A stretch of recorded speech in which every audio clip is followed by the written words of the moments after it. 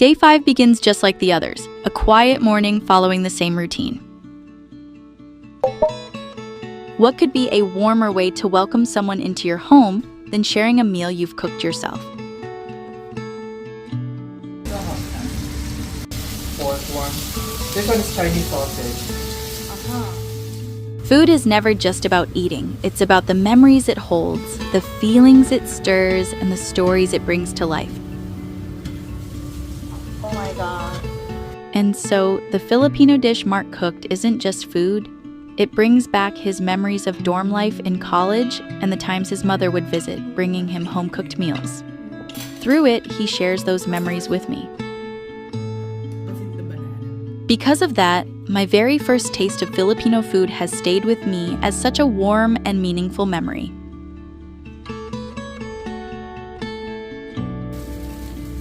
That evening, it was my turn to cook. With some leftover rice, I put together a simple fried rice. Next up was grocery shopping for the upcoming Korean dinner. I went about my day as usual, then headed to the market and the supermarket. Amid this nomadic journey, the comfort of these ordinary routines is surprisingly grounding.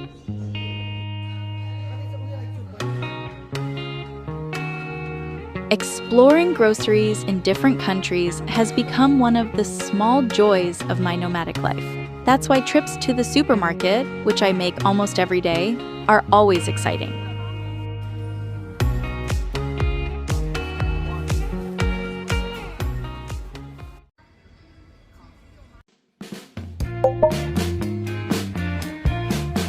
Visiting night markets across Asia is such a fascinating experience for me. In Korea, we don't really have a night market culture. Seeing people enjoying simple snacks on a warm summer evening with friends and family is one of the liveliest glimpses of life.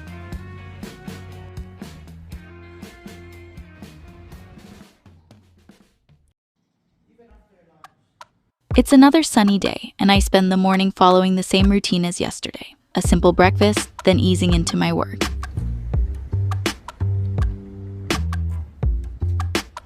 A few days in, the path has already become familiar. Mark and I head out along it for a lunch outside with Nina.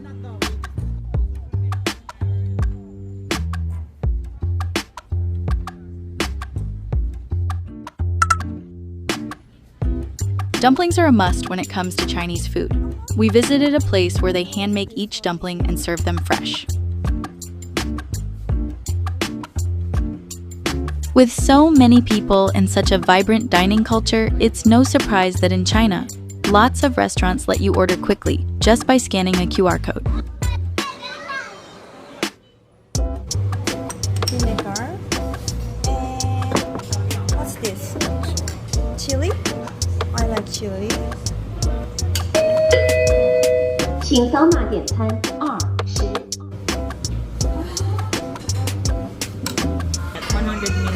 100 million. Fresh taste, hearty filling. This is Nina's choice. A hearty meal for just 18 won, that's less than $3 US.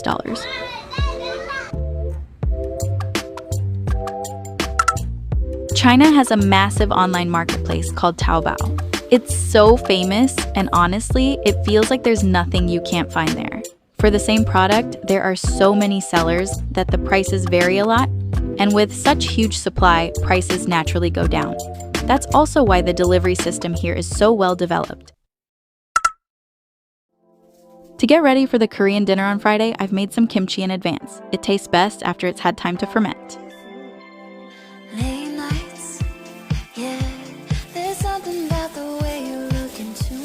I'm making radish kimchi and also a batch with choy sum.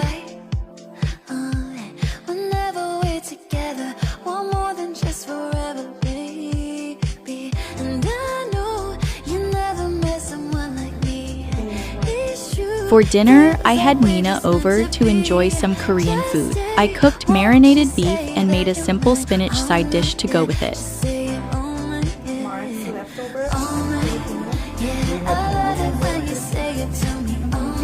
Sharing different food cultures brings us closer. In Korea, we use the word sikgu for family. It literally means those who share meals. That's how deeply eating together is tied to love and connection.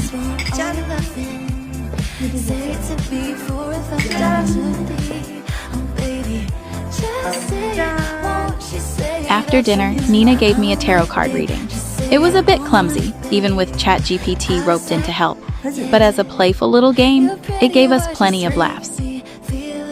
Especially for hopes and long-term wishes. The star brings renewal, hope, divine timing, and guidance. It suggests that yes, Sophie can make large money after this summer. In China, I had the chance to gather with my Filipino friends, sharing dishes from 3 countries and countless stories. Moments like these felt truly special. Life in Lanzhou has quietly settled into a rhythm. One of those little joys is turning yesterday's leftover rice into a simple fried rice for lunch, taking turns each day. And today, it's Mark's turn. With the sun shining so brightly, heading out for a walk after lunch feels just like going on a little outing.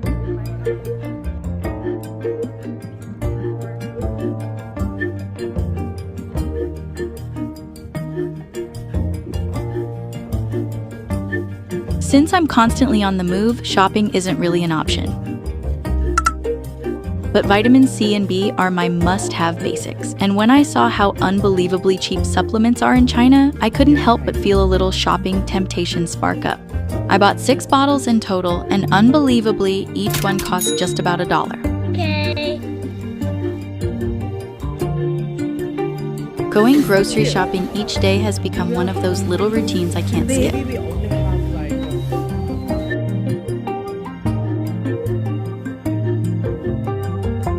Planning every single meal. That's just part of the daily routine for us pro planners. So what to eat tomorrow, Soph? Well, Lanzhou beef noodle, maybe? Soph on the go. On the move! Soph on the move.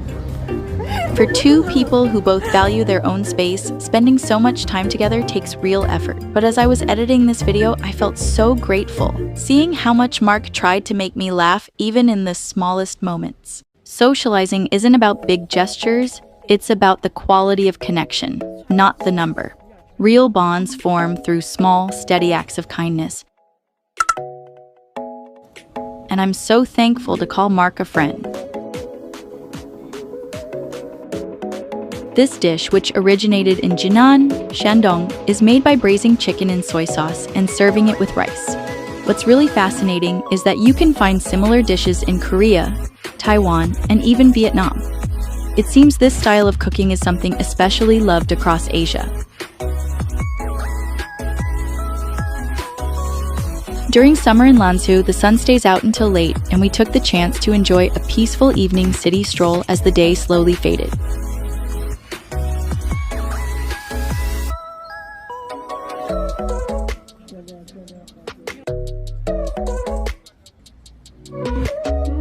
By late evening, David and Lulu had finally arrived in Lanzhou. We greeted them warmly and made our way to see Mark's office. Super cute. What was supposed to be a quick trip to pick up a fan at the office became a delight. I admired Mark's cute, cozy workspace and the beautiful city lights beyond the window.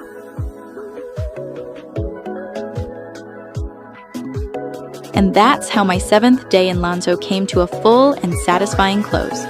True to form, we ended the day with beer. 2 routine-obsessed friends through and through.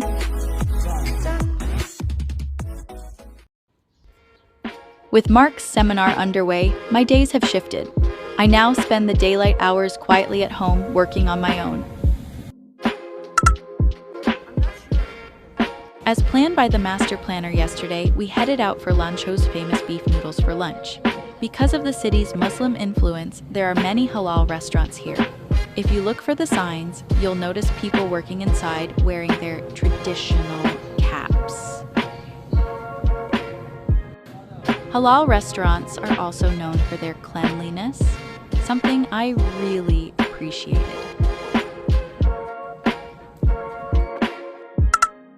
On our way out to eat, Mark surprised me by bringing along some kimchi. I couldn't stop laughing. Filipino who's now completely hooked on kimchi, but honestly, kimchi pairs well with just about anything. Having Mark's place to stay gave me the space to truly focus on my work, while also feeling a sense of calm and stability. With simple meals and a cozy routine, life felt wonderfully easy. With the home party just a day away, Mark was giving his all each day to get everything ready for his guests. After a simple morning routine, we ordered delivery for lunch. With Mark heading out for the seminar, it was my turn to get started on cooking. To make seaweed soup, I started by soaking dried seaweed in water, then moved on to preparing the pork for boiled slices. While the soup was simmering, I made the seasoning for a Korean-style vegetable salad and also prepared the marinade for stir-fried beef. With all the cooking done, it was time to start plating. Through familiar foods prepared by my own hands and shared with others, even strangers in a foreign place feel closer to me. That day in Lanzhou made me understand, through experience, why humans have chosen a settled life over a nomadic one. I came to see that true connection needs time to grow, and having a stable, settled environment makes that possible. It's crazy.